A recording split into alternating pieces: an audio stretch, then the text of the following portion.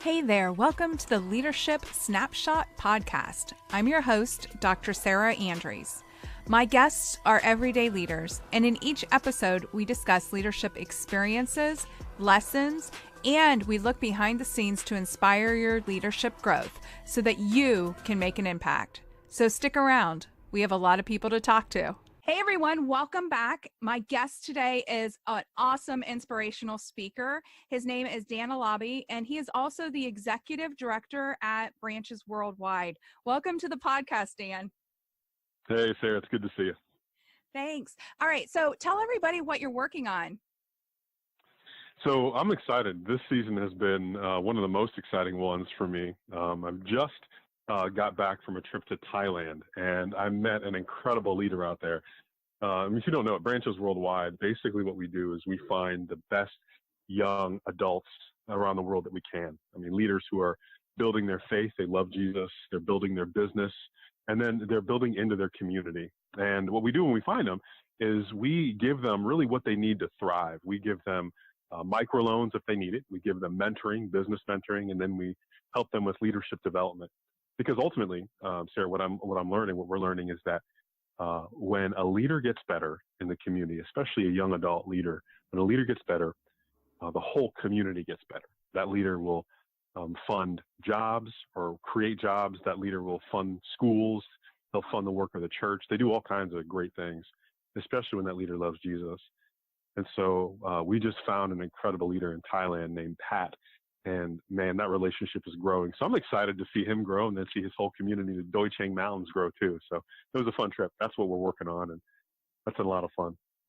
That's awesome. So, Dan, I love that you have a heart for helping leaders grow. What inspired that? Yeah, you know what, Sarah, that's a good question. I think for me, it started when somebody invested in my growth. I can point to 5 or 6 times in my early development when someone who was maybe 1 or 2 steps ahead of me, pointed at me, figuratively and sometimes even literally, and just said, "Hey, you are talented. You have ability." And I remember those moments were often transformative moments. You don't really know if you're good at something until somebody outside yourself says, "Hey, did you know you were good at that?"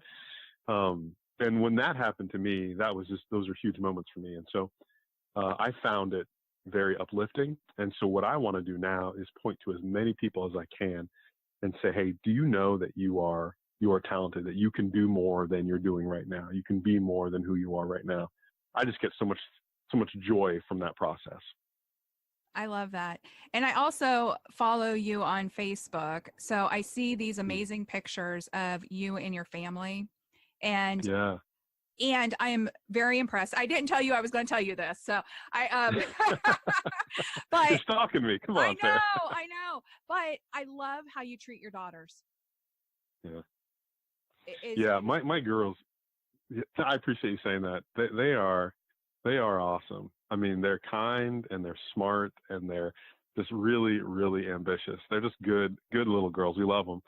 And truth be told, I think Erica and I are probably unashamedly proud of them. We love how they're turning out. So That's amazing. So you've got all kinds of stuff going on. Tell us a little bit about your public speaking and your motivational speaking. yeah, absolutely, absolutely. That's something that I really enjoy doing. It's something I've been doing for a couple of years now, and ultimately my goal is to give businesses and leaders an opportunity to learn something new.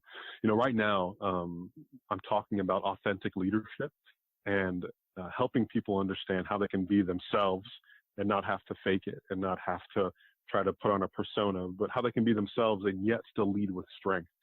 And so that's something I've had a lot of fun with and working on right now. But that puts me in front of a lot of leaders who are willing to be vulnerable about some of the challenges that they're going through. And then that puts me in a position to really help them.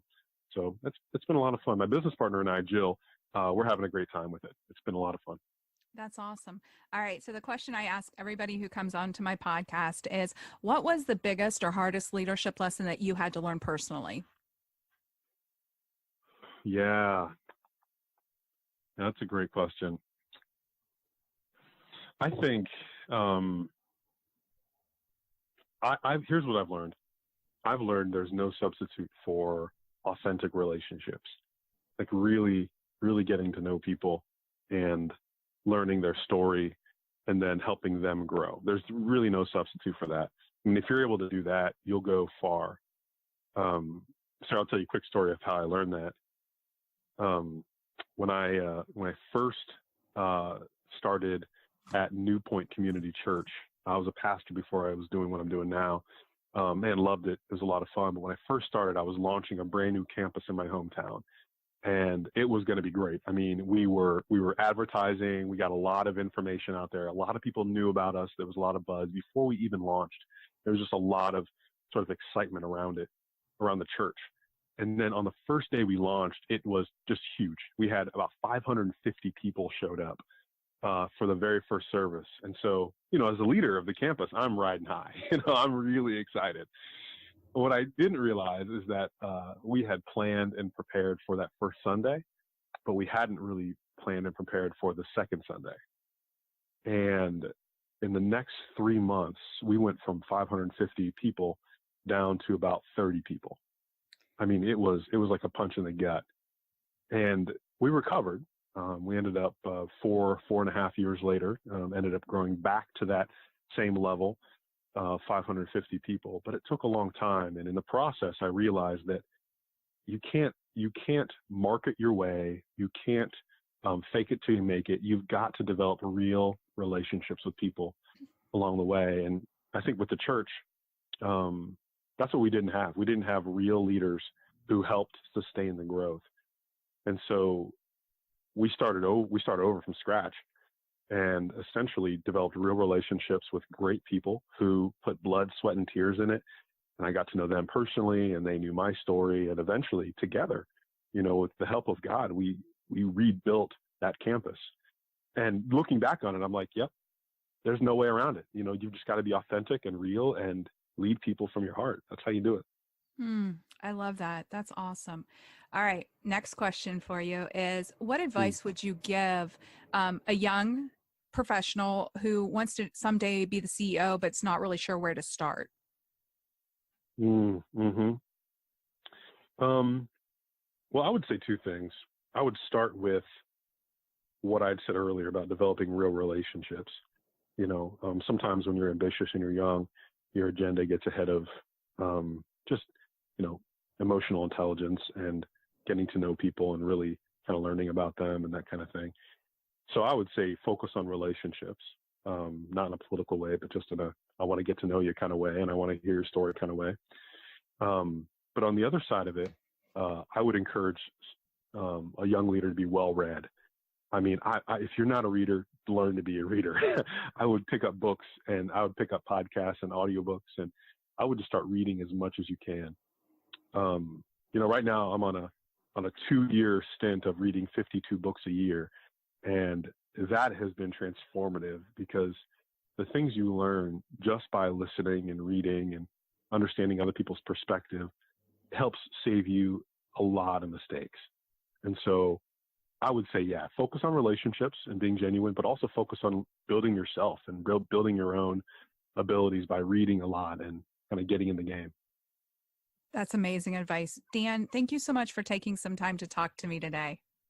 You bet. It's been fun. Thanks, Sarah. And congratulations to you. It sounds like you're doing some exciting things, and you're a doctor now, and that's a big deal. So kudos to you. Thank you. If you enjoyed this podcast, make sure you subscribe so that way you can hear new podcasts that come out every week. Embrace your journey, and we'll talk to you next week.